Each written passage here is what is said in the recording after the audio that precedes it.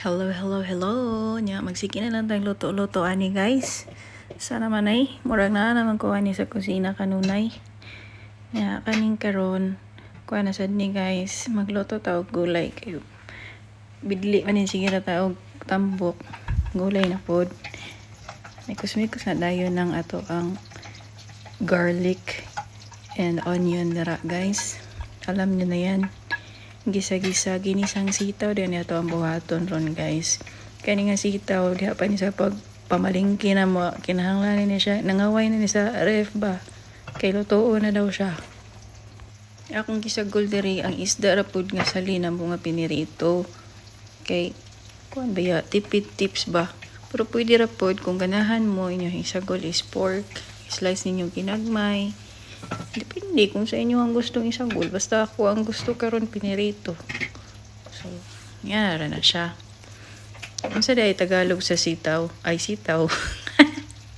Bisaya day ayun sa Tagalog sa ay sa Bisaya sa sitaw. Batong. Corny oy, bitaw. Nato na ning ihalo ning ato ang batong or sitaw sa Tagalog.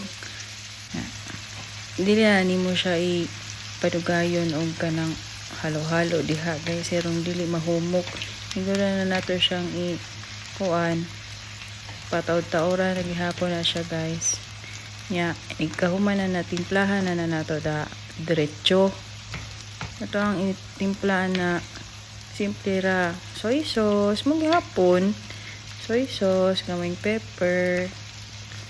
Ang ganahan mo butangan gihapon gamay oyster sauce kung naa pero kung wala ayan na pangita mana ra salt to taste gamay pero ako wala na ako nagbutang og salt kay okay na nako ang soy sauce na simmer na nimo siya kariyot butangan nimo gamay water then wato na nimo haono na dayon kay ma-overcook.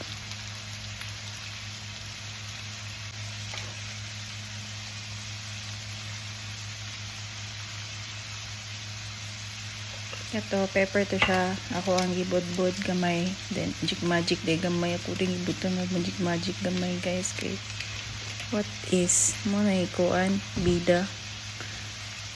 Pero ang uban, dili ganahan na magbutang anak kay healthy living. Pero, ako kay, kuan man, not so healthy living. Okay ra na. Yeah. Ay, halo ginagmay. After na, kuan na katong ako ang giingon nga toyo, oyster. Kamao naman wala oy ginuog ko.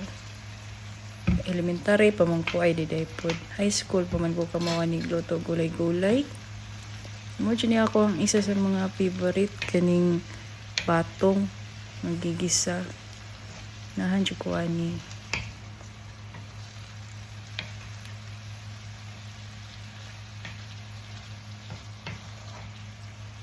Nya ihalo na pod. Bato na nimo siya guys. Tugaya po dayon ni. Sige naman kung halo-haloan ni. Pero ayan nyo halo-haloa kanunay guys. Butangan na natog tubig. Gamay ra pod nga tubig basig na sinabaw nga sa batong na ni guys. Gamay ra gud kayo para murag mong absorb ang flavor ba niya muhang i-simmer kariyot.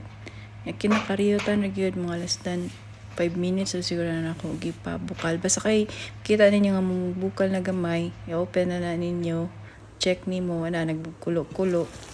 Okay na siya. Kung okay na po ninyo ang timpla, patawad-taoran, patyo na ninyo ang kuan.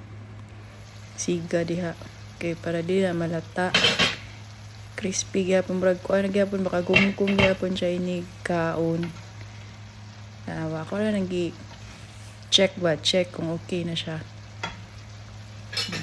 Okay na siya.